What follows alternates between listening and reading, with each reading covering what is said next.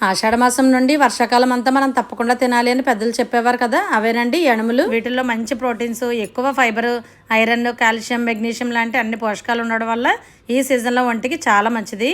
వీటిని చాలా రకాలుగా తినొచ్చు, కానీ తప్పకుండా 8 గంటలు నానబెట్టి కొద్దిగా ఉప్పు వేసి బాగా ఉడికించిన తర్వాతే తినాలి.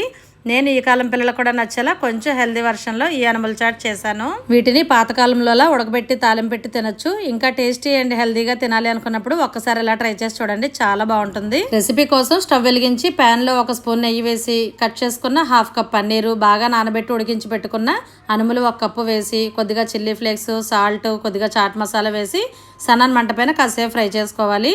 ఈలోపు మిక్సీ జార్లో 2 స్పూన్ల జీడిపప్పు, 1/2 స్పూన్ చిల్లీ ఫ్లేక్స్, కొద్దిగా ఉప్పు, కొత్తిమీర, నీళ్లు పోసి మెత్తని పేస్ట్లా గ్రైండ్ చేసుకోవాలి.